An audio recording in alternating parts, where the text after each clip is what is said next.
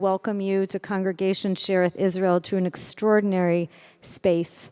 I'm Rabbi Jessica Graff, joined by Cantor Toby Glaser, here as we remember this afternoon an extraordinary woman. A person who changed San Francisco, who changed the world, who changed us all, who changed possibility as she came to uplift and support and give counsel to so many. We are here today in this beautiful synagogue that has been Richard and Eleanor's home for so many decades now. Richard serves on our board of trustees, and both Richard and Eleanor have been leaders here as they have been leaders everywhere they have gone. This morning at the family burial, I mentioned that it is beautiful in a way that we have the responsibility, the privilege to honor Eleanor's life on this morning as we prepare to head into the Jewish holiday of Passover tonight. The holiday of Passover is a story of great courage. It's a story of freedom. It's a story of changing lives.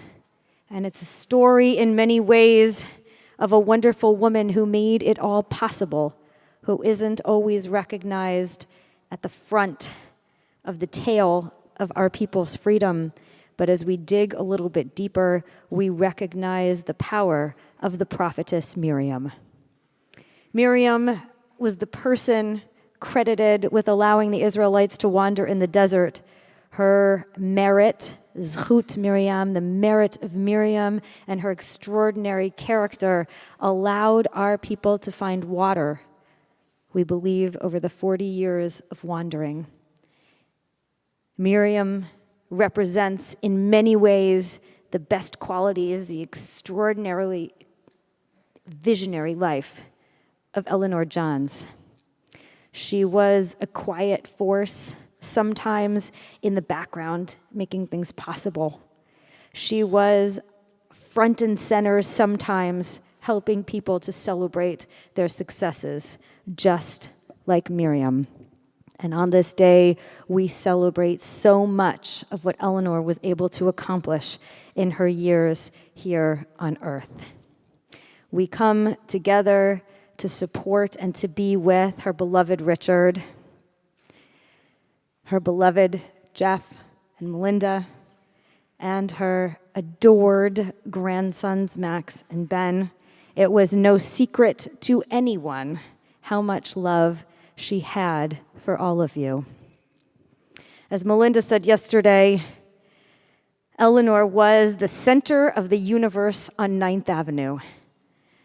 She, a mayor in her own right, on 9th Avenue, she really built community and family where she went. Melinda said yesterday so beautifully, "We have been so lucky," and we knew that. Everyone knew of Eleanor's love for community, for civic life, and for her family. Everyone knew of Eleanor's curiosity and interest in learning, and so many had the privilege to feel her easy and unconditional love.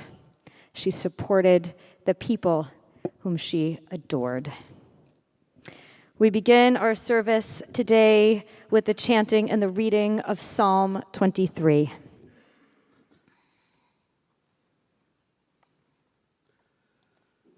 Mizmor LeDavid, Adonai Roi, Lo Echsar, Lo Echsar, Binod Desher, Yarbitseni, Yarbitseni, Al mei menuchot Yenechaleni, נפשי ישובב, ינחני במעגלי צדק, למען שמו. אדוני רואי לא אכסר, גם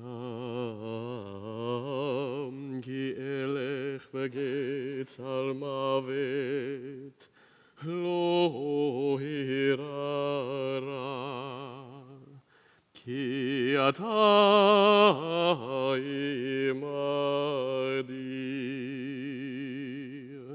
שבדך ומשענתך המה המה ינחמוני. תערוך לפני שולחן נגד צוררי, דשנת ושמן ראשי,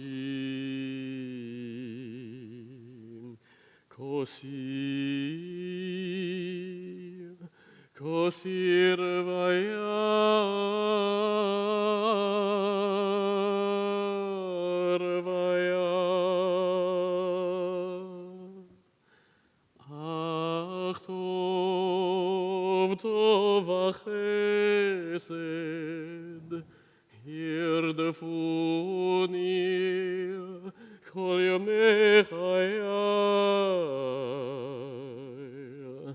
ושבתי בבית אדוני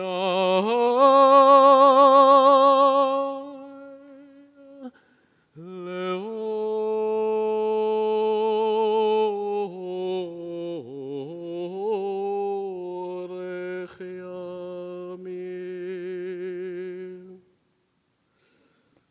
It is traditional to accompany our beloved dead with words of psalms. God is my shepherd, I shall not want. God makes me lie down in green pastures, leads me beside still waters, and restores my soul. You lead me in right paths for the sake of your name. Even when I walk in the valley of the shadow of death, I shall fear no evil, for you are with me. Your rod and your staff, they comfort me. You have set a table before me in the presence of my enemies. You have anointed my head with oil, my cup overflows. Surely goodness and mercy shall follow me all the days of my life, and I shall dwell in the house of God forever. At the graveside, I read these beautiful words from Proverbs, and I will share them again here because it almost seems that they were written for Eleanor, a woman of valor who can find. She is more precious than fine pearls. Her husband trusts in her, and so he lacks nothing. She does him good, never harm, all the days of her life. She perceives that her labor is rewarding. Her candle burns on into the night. She reaches out to those in need and extends her hands to the poor. She is clothed in strength and dignity, and she faces the future cheerfully. She speaks with wisdom. The law of kindness is on her lips. Her children rise up and bless her. Her husband sings her praises. Many daughters have done valiantly, but you, Eleanor, you have excelled them all. We remember so many wonderful things about the inspiration that Eleanor gave to people. As I said, in our city, young women in politics and people throughout the land, as evidenced by this extraordinary turnout as we gather together as one community to support Richard and Jeffrey and Melinda and their boys on this sad day. I would like to invite Richard to come to the bema to share some words of love and tribute to his wife, followed by Jeffrey and Mayor Willie Brown, a beloved friend of so many years, who will share some insights with us this afternoon as well.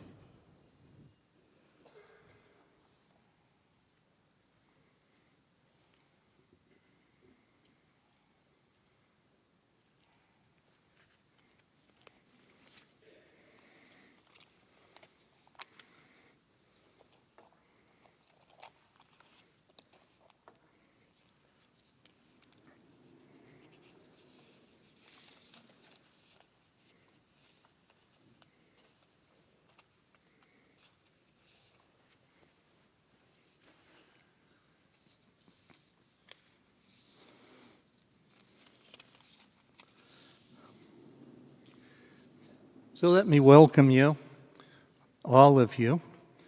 I think that as life is action and passion, it is required that everyone should share the passion and action of their time, at peril of being judged not to have lived. Eleanor shared the action and passion of her time, and she lived. Oh, did she live? You know, we're here not just to remember my bride, my dear Eleanor, but also to support one another. That is what a community does, a little community at two residences in the inner Richmond, or here in Cherith, Israel, or here in the city and county of San Francisco. There are increasing circles of community, and Eleanor was active in the action and the passion of everyone around which she could get her hands. It has been a long time since we have been in this community, and it has been extraordinarily fulfilling for us. Some of you were right here 42 years ago last month when we were married. Of course, our families were here, but also Mayor Brown and the whole Adele Corvin and the whole Corvin clan, and my cousins, the Morgensteins, and Michael Rubenstein, and others that I would recognize in name if my eyes were better and I could see you. So if I've forgotten someone, then you must forgive me. So, you know, in the community, there are relationships, and they go in many different directions, and they were all important to Eleanor, but especially the long-term ones. She was good at making relationships, and she was good at keeping them. They helped to satisfy her enormous, almost unbounded curiosity about almost everything. More about that later, though. But balance was also important to Eleanor, and perspective. When Vice President Kamala Harris telephoned the other day, she mentioned that in terms of power, Eleanor occupied a very big space. But with Eleanor, it was never about Eleanor.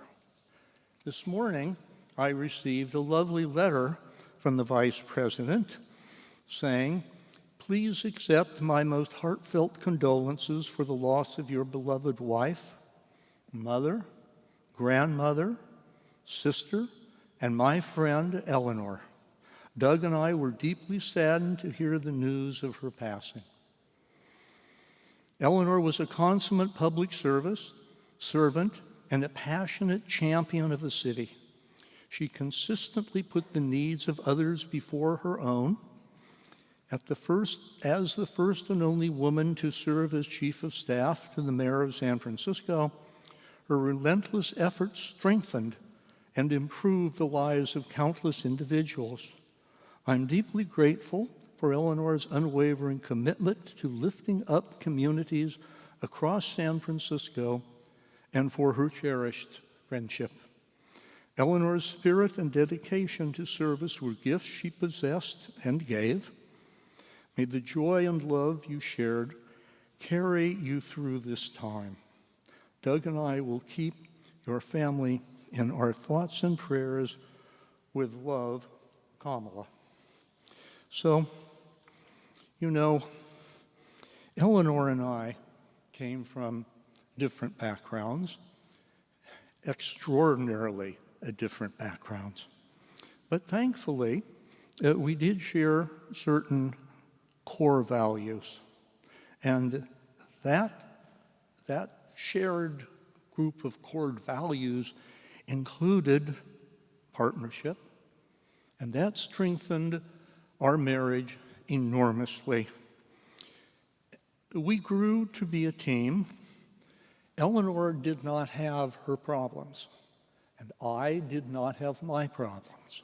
We had our problems, and she helped me with mine as I did my best to help her with hers. For example, when Jeffrey came to us to ask, and to one of us to ask if he could do something, she never ever said, ask Richard, and if it's okay with him, it's okay with me. And I never said, ask your mother, and if it's okay with her, it's okay with me. We always said, we will discuss it, and we will get back to you. Jeffrey, at one point, went away to college, thank God, and he brought his girlfriend home for some holiday.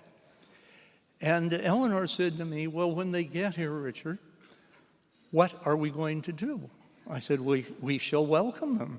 She said, yes, but when it comes time for bed, what will we do? I said, well, when they get here, let's have Jeffrey take her luggage to the guest room and his suitcase to his. And she said, okay, then what? I said, well, Eleanor, my suggestion to deal with this problem is that we escort her to the guest room and him to his room. We go across the hall, close our door, and turn on the television.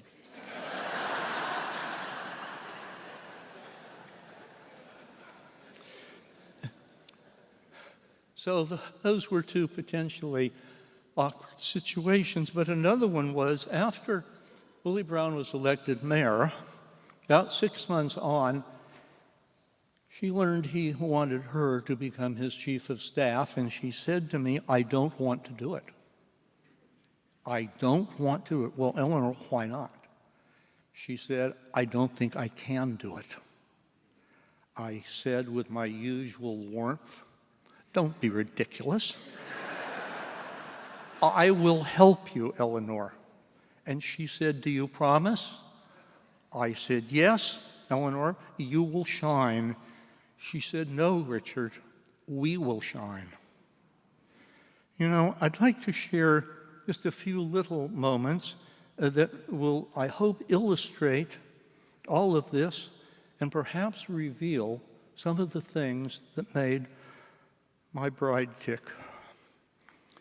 The rabbi mentioned Passover. Well, one time, Eleanor and Jerry and Jeffrey were invited to someone's house for Passover, and I was invited. I took my roommate. I sat next to Eleanor.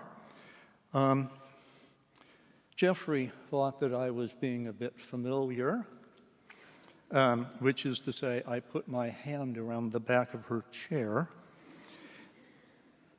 She called me months and months and months and months later to say that she and Jerry were separating and that she had told Jeffrey about that.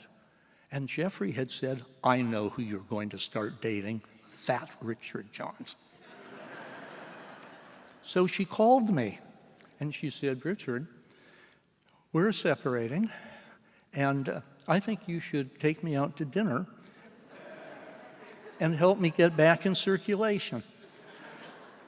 So we went to the old Concordia Argonaut on Van Ness. And we had a lovely dinner. She said, "It's quiet in here." I said, "Did you hear someone's pacemaker ticking?" "What, Eleanor?" She said, "It's just quiet in here, and since it was a very nice dinner, I would like you out for a drink." So we went to Henry Africa's. Remember that? The premier fern bar and meat market. And I thought to myself, what kind of a life does this person have?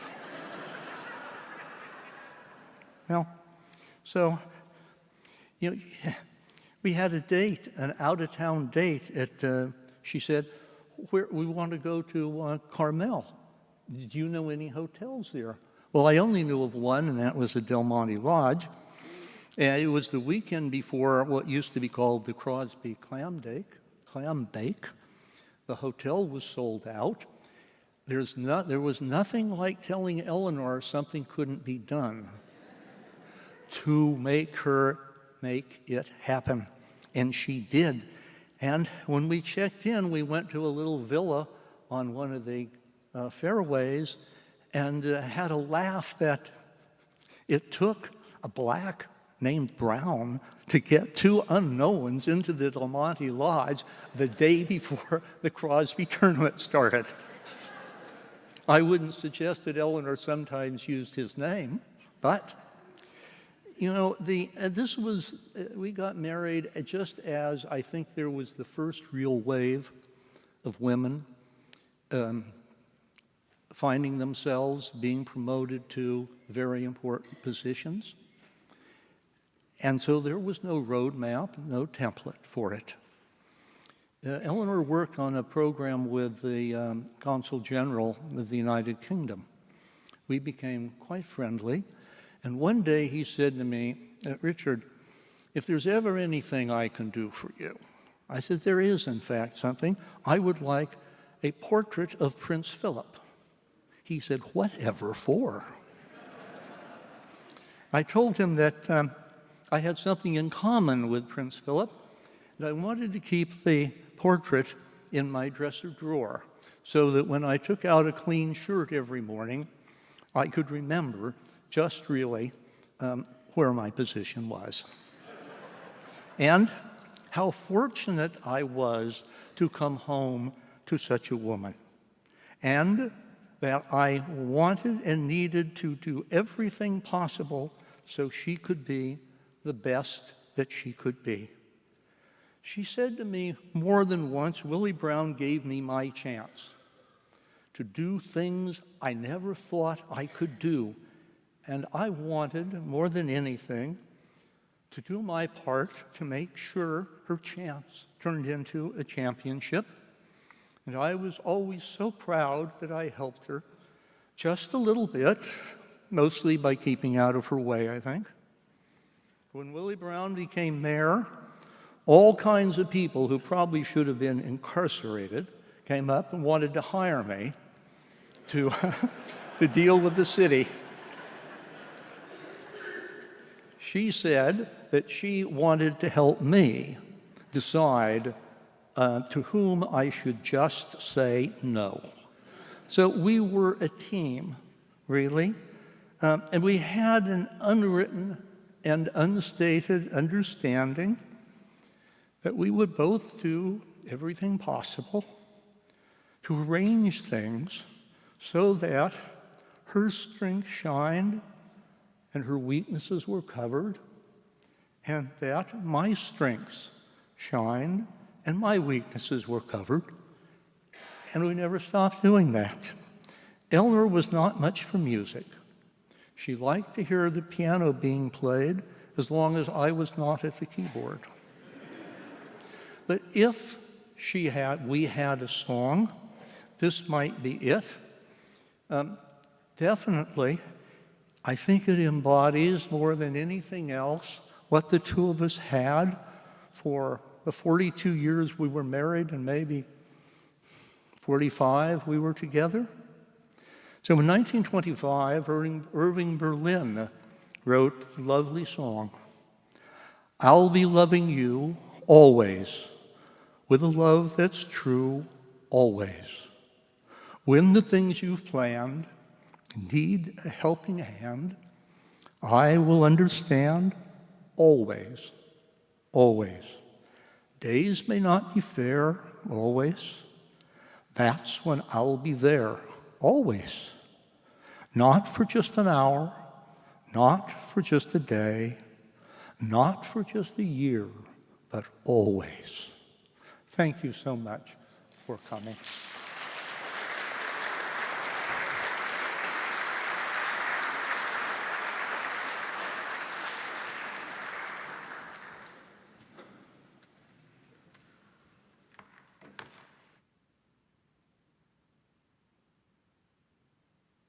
Told that Mara Breed is with us, and if that's true, I appreciate your attending.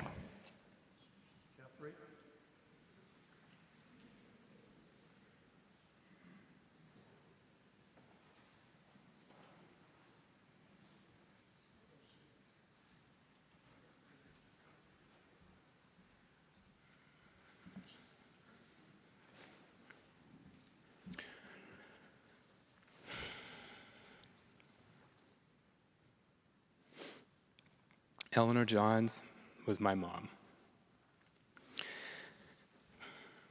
As everyone knows, or may have heard, my mom had this special ability to detect bullshit. And unfortunately for me, in my early years, I couldn't get away with anything. If I lied about somewhere I was going, she figured it out. If I smoked pot, she figured it out. If I drank, she figured it out. To my sons, Max and Ben, I'm not saying this happened. I'm just saying if.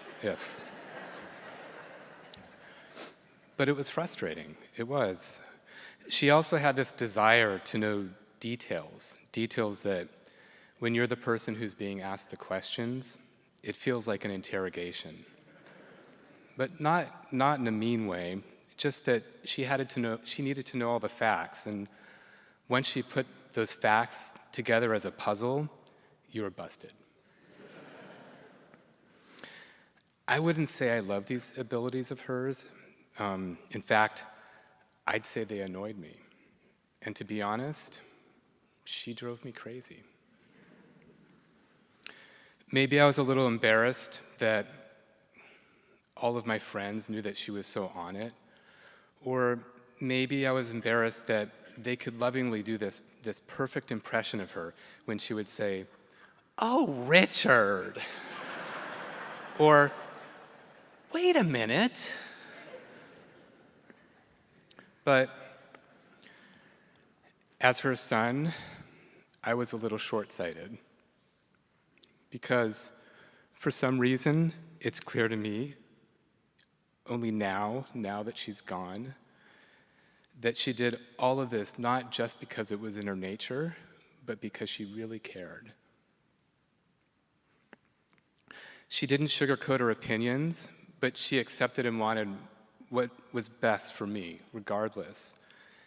And not only did she want what was best for me, but she wanted and cared for so many others in the same way. Two things I so often hear when I meet people that worked with my mom are, "Jeff, I loved your mom," or "I love your mom." And, "Jeff, I've always considered your mom like a second mom to me." And for my wife, Melinda, who's not actually my wife, since we haven't officially been married, and my mom has been hounding us for 14 years to get married, but anyway, she always supported Melinda 100%. And actually, Melinda's friends tell her that Eleanor is the mother-in-law that they wanted and subsequently got cheated out of. But to me, she was just my mom. Melinda never took this for granted, and she always told my sons that they needed to cherish every moment with their grandma. My mom would delightedly play games with them for hours at home. She taught them the names of the streets in San Francisco. She took them to plays and events. And she made sure that they knew that the proper color of the Golden Gate Bridge is international yellow. Orange. Orange. Excuse me. Sometimes when I'm at home, this alarm goes off on my head, and I have to go check on my sons, Max and Ben. And Max always says to me, "Dad, why is it that the only times I'm doing something that I shouldn't be doing are the exact times that you come, open my door, and check up on me?" I don't know. Maybe it's just the mom in me. Maybe it's something my mom passed down to me. But now that she's gone, and it's so silent, now I will honor the parts of her that are a part of me, and I won't push them away. Maybe we took it for granted that she would always be around. We always thought she would be around. And I hate that I had to bury my mom this morning, and she would have hated it too.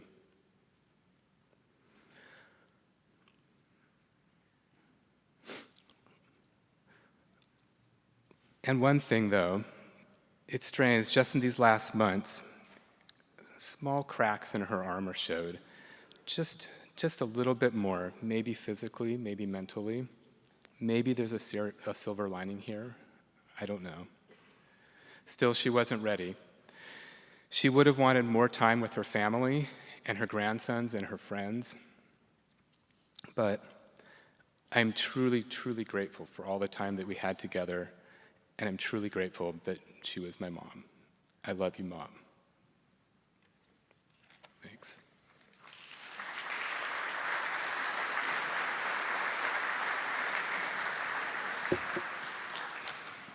It is a privilege to invite Mayor Willie Brown to the Bema. Mayor Brown, you were with us not long ago for Max's bar mitzvah, just here in this space with Eleanor and Richard beaming from ear to ear as they watch their grandson become an adult in our community. It is our privilege to welcome you back today to Congregation Shearith Israel.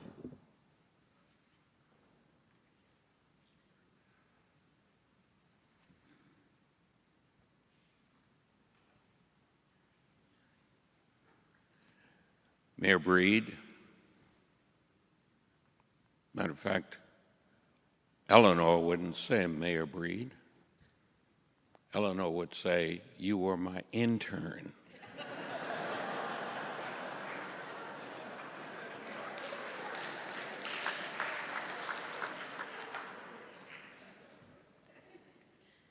I suspect that I extend a welcome to each and every one of you.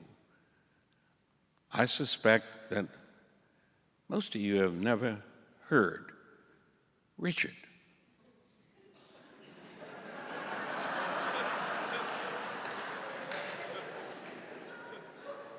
That was a Saturday Night Live performance. And I think you ought to applaud him again, because Eleanor would want you to.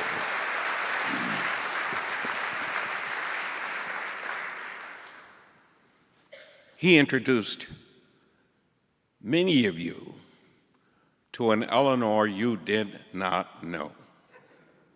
There is no way you would have known all the things that he shared with you about Eleanor.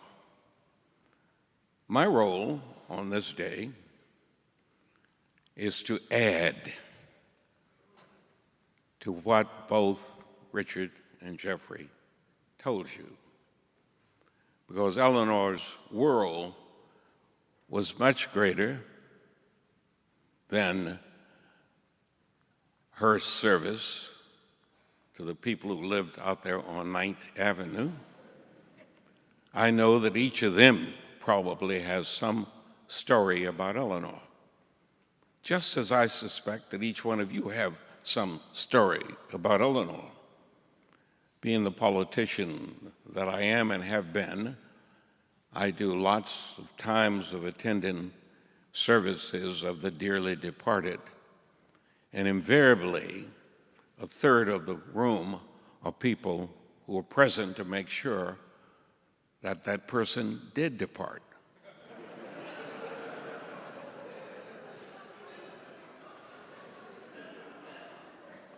This may be one of the first times that I have looked around and know that everybody that's here is absolutely convinced that they knew Eleanor, that Eleanor knew them.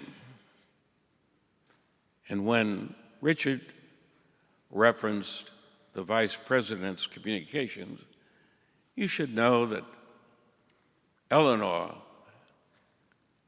had Bill Clinton checking in on the occasion of his hearing that she had passed away. He too sent a letter which Richard will receive. And then when a person passes on, as Eleanor has done, many of the political bodies pause to acknowledge that person's existence and that person's passing on. Richard will receive, if he hasn't already, a copy of what Dianne Feinstein has presented to the U.S. Senate in memory and in honor of Eleanor. Richard will receive from Congress, and Paul Pelosi is here to evidence that, along with a group of other persons from Congress, including people that Eleanor knew and had actions with when they served in the state legislature, particularly Jim Costa. They too are recessed in the House in memory of Eleanor. And when Scott Wiener heard that Eleanor had passed on, he called me from somewhere in another country saying, make sure that Eleanor's family knows that I would want to be there, but I'm wherever.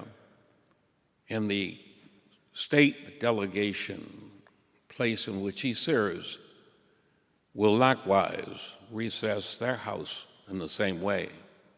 Phil Ting called me, a member of the Assembly, saying the same words. He too would do that. And I don't do text messages because Eleanor and I, a long time ago, decided that there would never be any evidence that we even knew each other. Lo and behold, Aaron Peskin sends me a text message saying that on Tuesday, yesterday, they were doing whatever you do at City Hall to remember significant people. I cite the names of all those persons because each of you will have, how did Eleanor know them?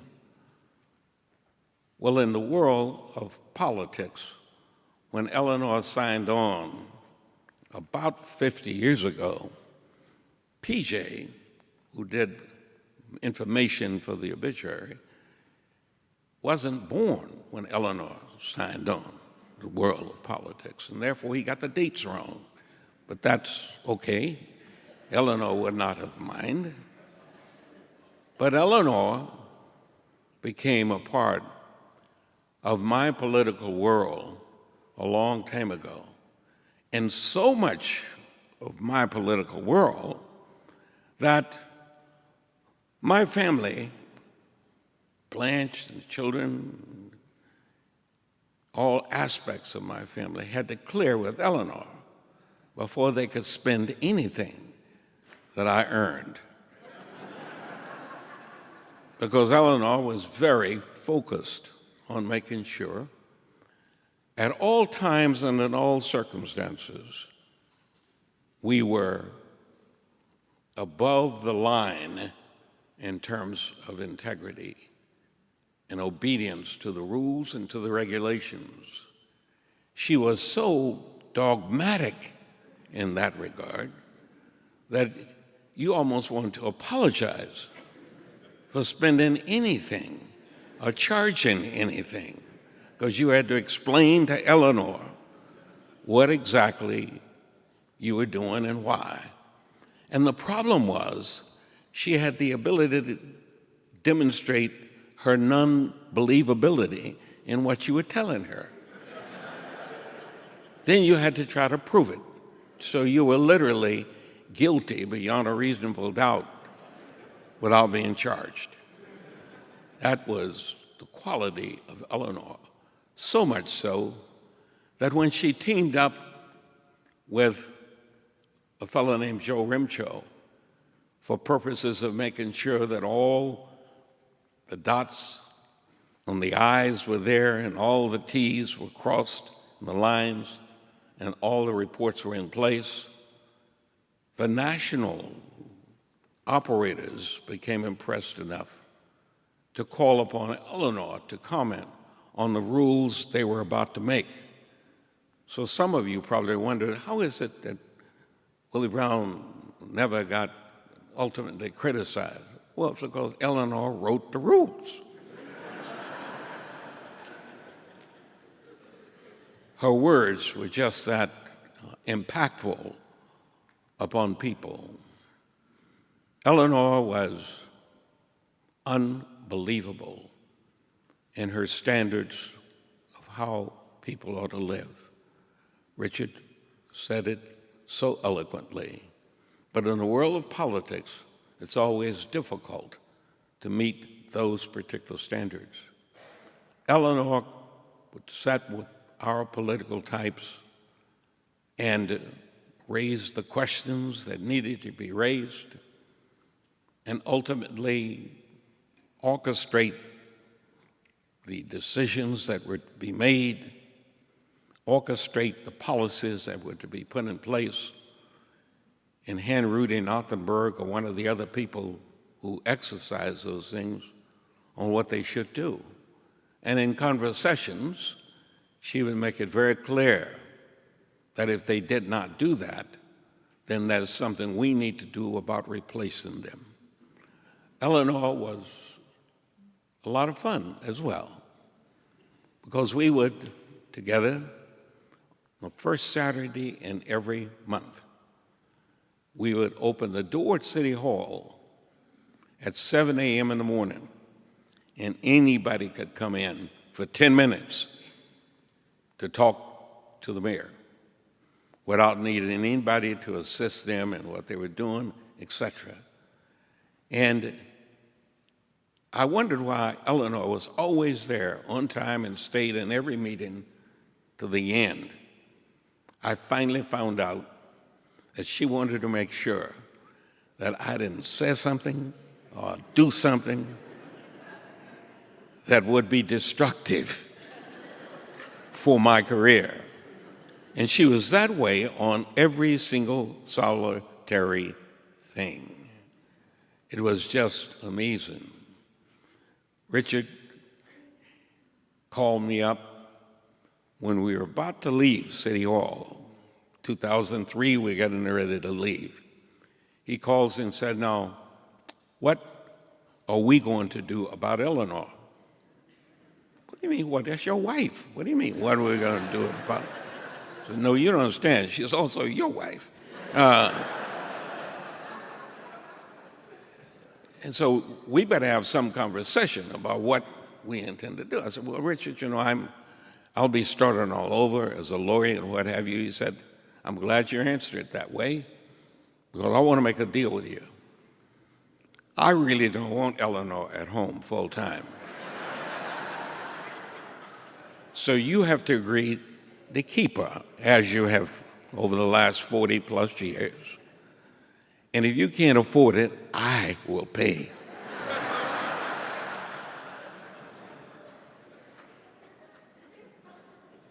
For San Francisco, the things that happened in my administration were framed in many cases by Eleanor's quick grasp and understanding of what needed to be done. I enjoyed watching Eleanor have a conversation with department heads. They feared Eleanor. They did not fear Willie. They feared Eleanor. And they always wanted to be on their best behavior, whether it was Gerald Green, didn't matter, Steve Carver, didn't matter.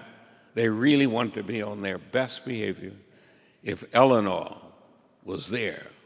And it was not because of anything Eleanor would say. Eleanor never raised her voice. Eleanor never embarrassed any of them. They just knew that there was no possibility of their surviving if, for whatever reason, Eleanor didn't approve. That made it really easy for me because I didn't have to terminate anybody. Can you imagine if you got called from Eleanor and you knew you'd done something wrong? Bring your resignation with you. She would receive it graciously and help you find an Uber job or some other place more appropriately suited for your skills and your ability. And she was just that good. Eleanor had multiple lives. She had a collection of what she called girlfriends that oftentimes would do trips together, even to Vegas.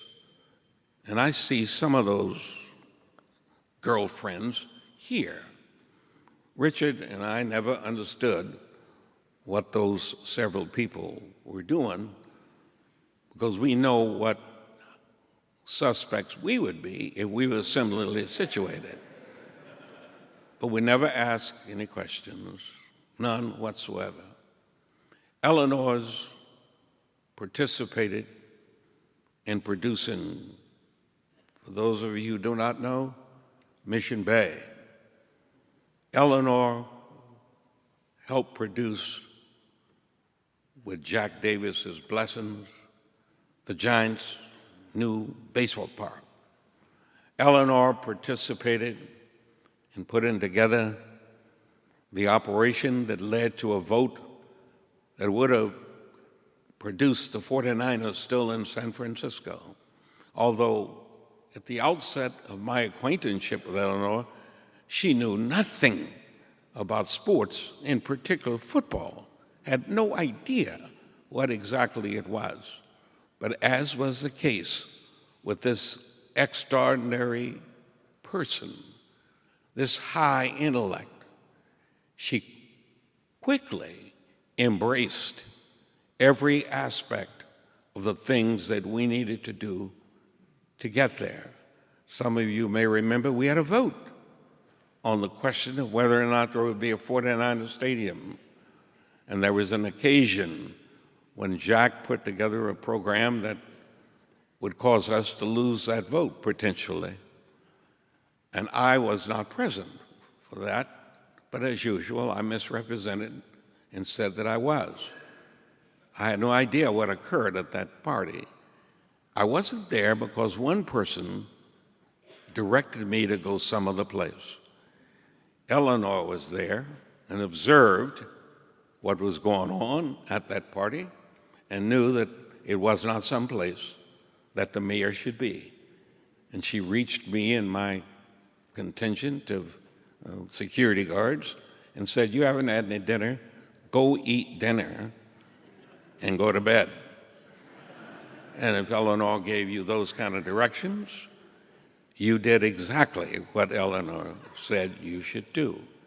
And lo and behold, the only thing she didn't do was tell me why I couldn't come back to that party.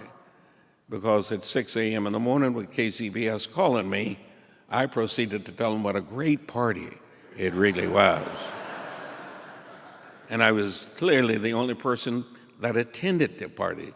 You would assume that it was just me and Jack, because nobody else admitted ever being at that party. Eleanor reminded me, see, I told you not to lie, period. Well, I never took that advice, but nevertheless, it was well done and well given. That's how incredible the relationship with Eleanor really was. What we achieved as a team. And we did so on behalf of this city. But at the same time, she was living the life that Richard described. She was living the life that her son described.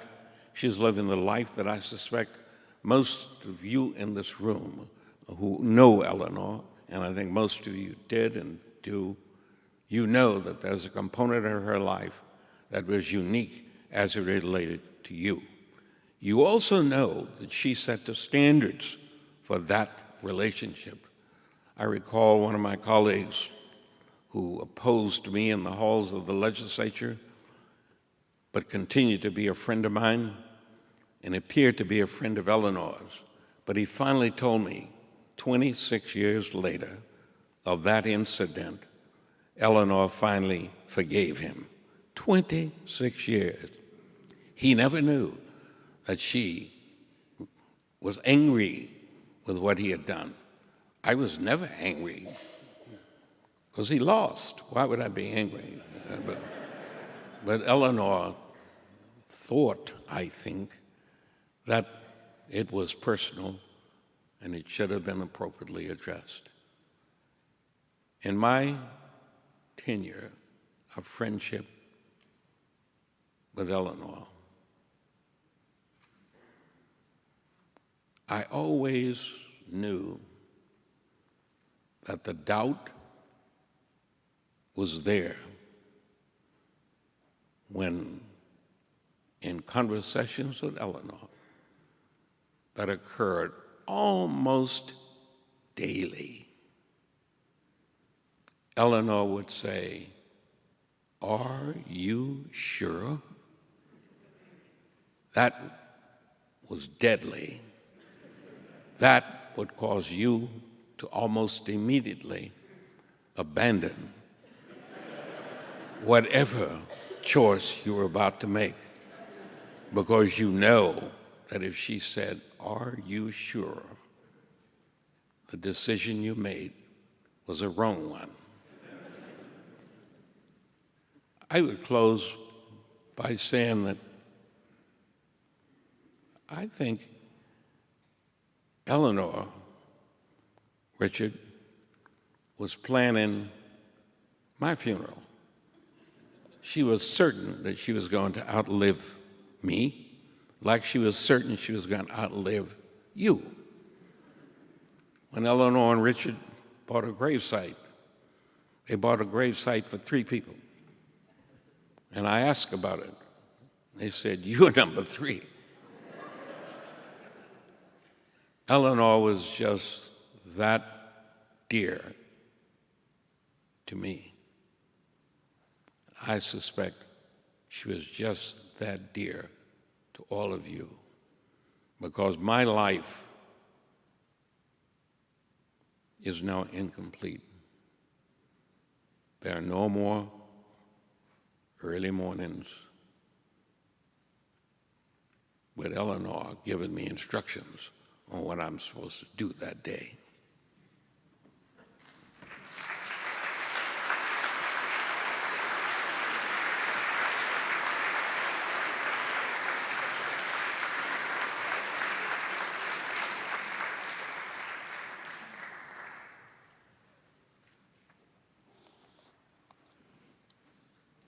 Birth is a beginning and death a destination.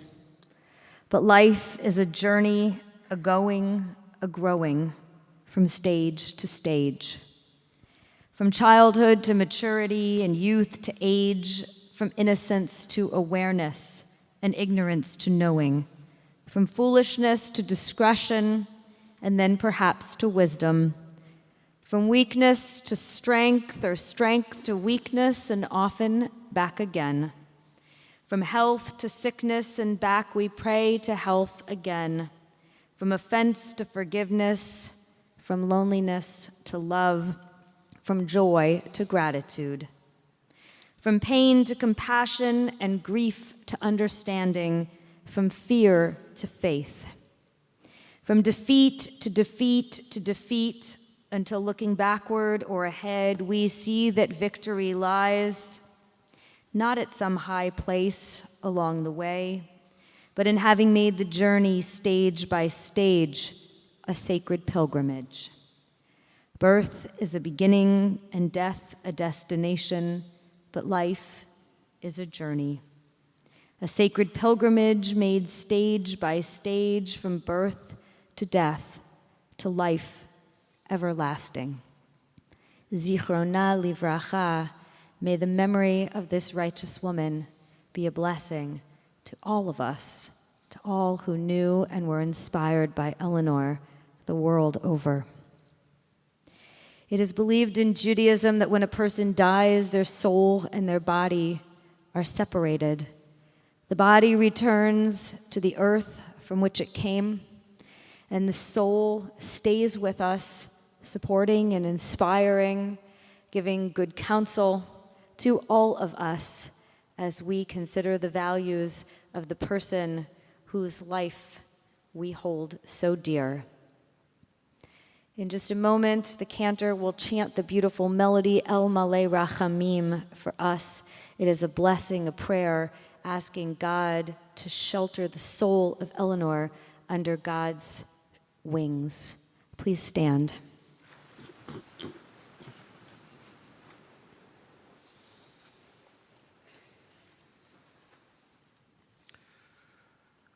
El malei rachamim shochen bamromim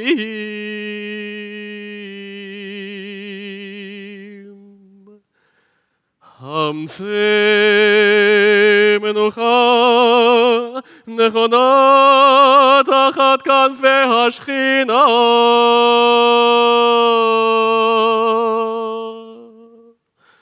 אם קדושים וטהורים, כזוהר הרקיע מזהירים את נשמת.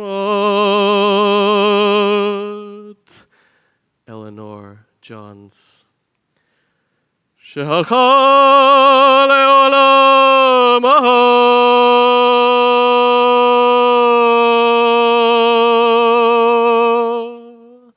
בעל הרחמים יסתירה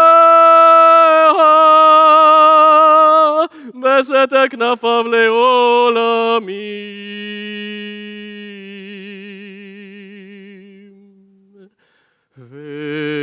ויצרור בצרור החיים את נשמתה אדוני הנחלתה ותנוח בשלום על משכבה ונאמר Amen.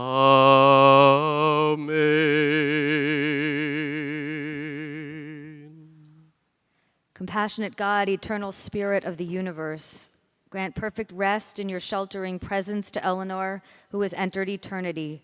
O God of mercy, let her find refuge in your eternal presence and in the shadow of your wings, and let her soul be bound up in the bond of everlasting life. God is her inheritance. May she rest in peace. And we say together, Amen. Amen. We join together now in Kaddish Yatom, in the mourner's prayer, which you may have or may be able to see on the card nearby.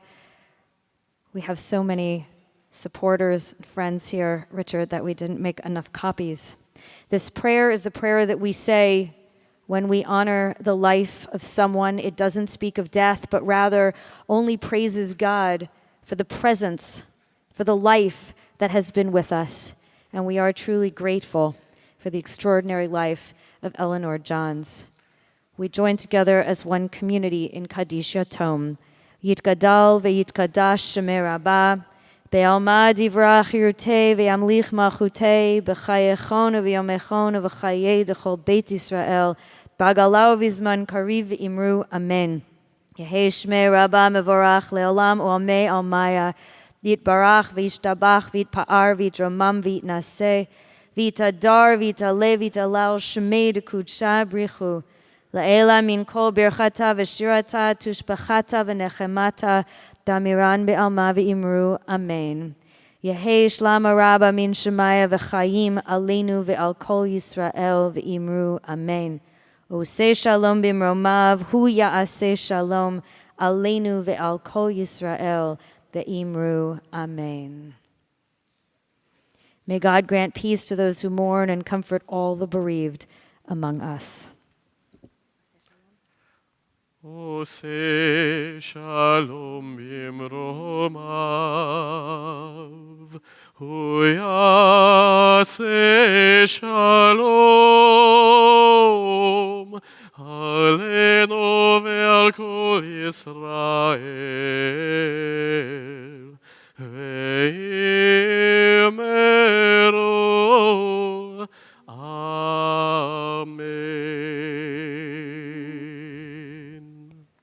To Richard, and Jeffrey, Melinda, Max, and Ben, and all of you mourners, we say, Hamakom yinachem etchem b'toch shar avlei Tzion v'Yerushalayim.